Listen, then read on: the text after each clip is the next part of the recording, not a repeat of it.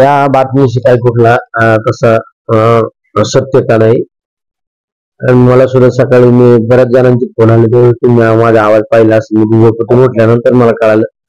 मी तर काही आपले काही सहकारी मला म्हणले तुम्ही व्हिडिओ कॉल करा. मीच म्हणलो त्यांना व्हिडिओ कॉल करू का, मी नेमकं पुढे मी जरा आजारी असल्याने मला हॉस्पिटलमध्ये जाणं गरजेचं होतं. आणि नंतर मला गोळ्या डॉक्टरने घ्यायला सांगितल्या. गोळ्या घेण्यासाठी आम्ही त्या काहीतरी नाश्ता केला पाहिजे. मी इकडे तिकडे हॉटेलवर असल्यामुळे गेस्ट हाऊसला वळालो. तो नाश्ता त्या ठिकाणी थांबलो असताना आम्हाला नंतर अमोल कोल्हे पण त्या ठिकाणी भेटले. आणि मग आमच्या महानाट्याबाबत चर्चा झाली. 2 दिवसापूर्वी आपले सुपुत्र संभाजी महाराजांचे महानाट्य ठेवले. तर महानाट्याबद्दल चर्चा पण त्या ठिकाणी झाली. म्हणजे तुम्ही जे म्हणता तशी काय अधिकृत काय कुठली चर्चा नाही. आता माझ्या परस्पर बरेच जणांनी सांगितलं की मी दिसलं की थोड्या वेळात प्रवेशाला जाणार, हे करणार ते करणार, पण मलाच माहित नाही ना. प्रवेश करणार थोडक्यात मी असणार, पण मला तर माहित पाहिजे ना. आता नंतर मला कोणतरी पवार साहेबांची हे पण दाखवली. काहीतरी त्यांनी सांगितलं की या गोष्टीचं कुठलं तथ्य नाही वाटतं. नाही नाही नाही, मोदी बागेचा माझा काही संबंधच नाही.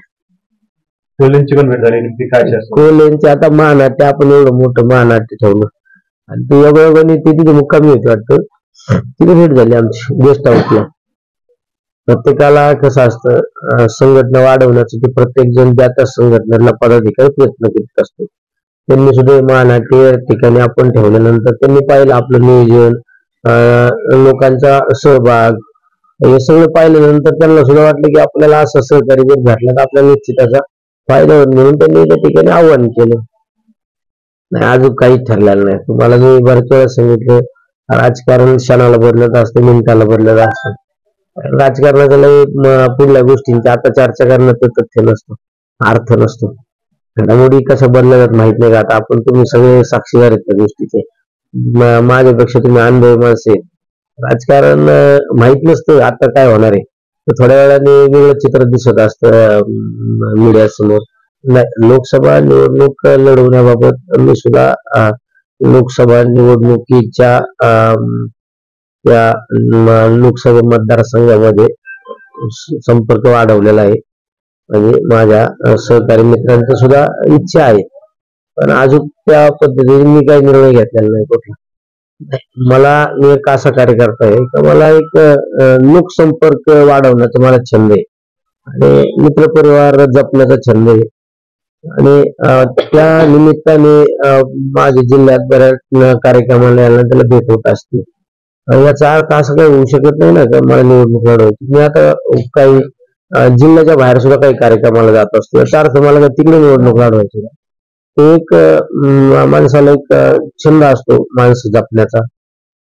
काय असतं तुम्हाला मी मगाशी पण सांगितलं, आता पण सांगतो, राजकारण कधी कुठल्या वळणावर जाईल सांगता येत नसतं.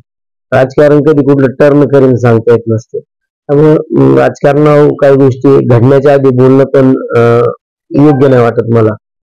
आणि तुला खालून पाणी जायचं. महायुती जागा वाटप हा वरिष्ठ स्तरावरला विषय.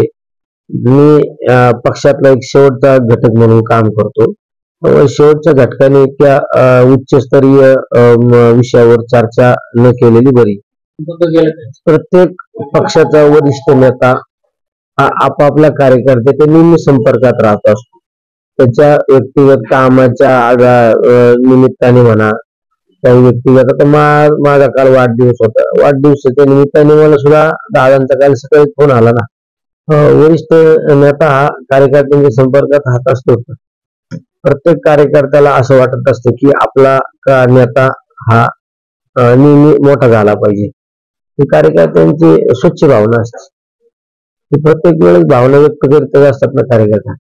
तुम्ही पाहिला असेल एखाद्या ग्रामपंचायत सदस्याचा जर कार्यकर्ता असतात, त्याला वाटतं माझा नेता हा सरपंच झाला पाहिजे. सरपंचाचा कार्यकर्ता एखादा असतात, त्याला वाटतं माझा नेता पंचायत समिती सदस्य झाला पाहिजे. प्रत्येक कार्यकर्त्यांची स्वच्छ भावना असते, बिचारे ते निर्मळ मनाचे कार्यकर्ते असतात.